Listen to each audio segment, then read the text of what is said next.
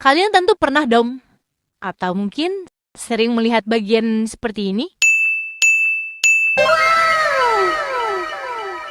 dari sebuah aplikasi, baik itu aplikasi online maupun aplikasi lainnya.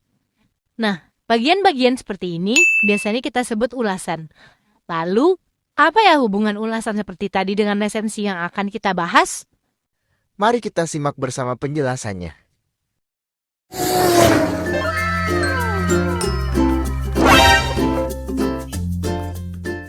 Pertama-tama yaitu struktur esensi yang akan dijelaskan oleh Kila.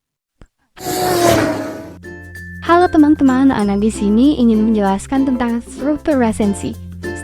Struktur esensi terdiri dari 5 bagian: identitas, orientasi, sinopsis, argumentasi, dan evaluasi. Ana akan menjelaskan satu persatu dimulai dari identitas terlebih dahulu.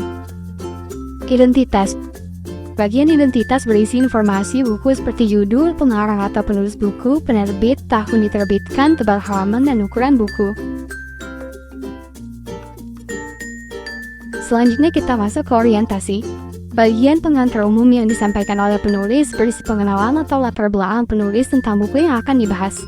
Biasanya terletak di paragraf awal yang berisi penjelasan mengenai kelebihan atau keunggulan buku. Dalam bagian orientasi akan kita temukan identitas buku dan sinopsis. Kemudian di bagian struktur esensi yang ketiga terdapat sinopsis.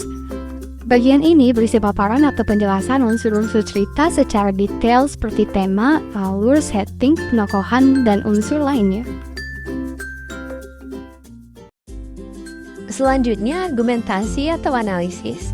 Bagian analisis dan evaluasi penulis terhadap isi buku, unsur-unsurnya, serta kelebihan dan kekurangannya.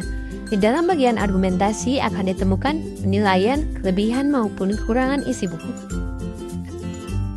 Yang terakhir, evaluasi.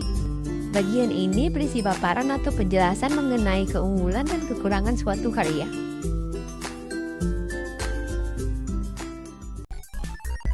Selanjutnya, kaidah kebahasaan atau unsur kebahasaan. Unsur kebahasaan resensi terdiri dari 5 bagian. 3 diantaranya merupakan kalimat konjungsi, yaitu konjungsi penerang, konjungsi temporal, dan konjungsi penyebab. Serta terdapat pernyataan saran dan kata serapan. Konjungsi penerang atau definisi. Konjungsi atau kata penghubung yang menyatakan, menerangkan kata, istilah atau kalimat sebelumnya. Dalam penulisan resensi buku non-fiksi maupun fiksi, teman-teman bisa menggunakan konjungsi penerang. Contoh konjungsi penerang antara lain yaitu adalah, yakni, bahwa, merupakan, dan lain sebagainya. Lalu kemudian ada konjungsi temporal. Konjungsi temporal menghubungkan 2 hal atau peristiwa terdiri dari 2 bagian, yakni konjungsi temporal yang menghubungkan 2 peristiwa yang tidak sederajat dan konjungsi temporal yang menghubungkan 2 bagian kalimat yang sederajat.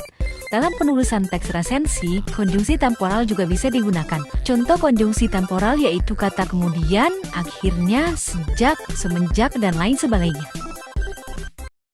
Kemudian ada konjungsi penyebab. Konjungsi penyebab adalah konjungsi yang menghubungkan atau menyatakan sebab terjadinya suatu hal. Penggunaan konjungsi penyebaban terkait pendapat yang dikemukakan dalam teks resensi. Hal ini untuk menghubungkan alasan atau penjelasan dari pendapat yang dikemukakan. Kata hubung satu ini digunakan untuk menyatakan sebab seperti kata sebab, karena, oleh karena itu, akibatnya, dan lain sebagainya.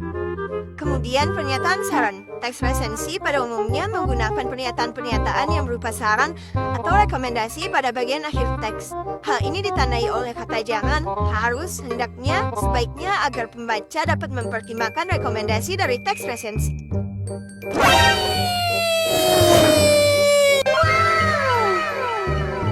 Lalu yang terakhir, kata serapan. Kata serapan dari berbagai bahasa seperti bahasa Inggris atau bahasa daerah juga boleh digunakan dalam membuat resensi.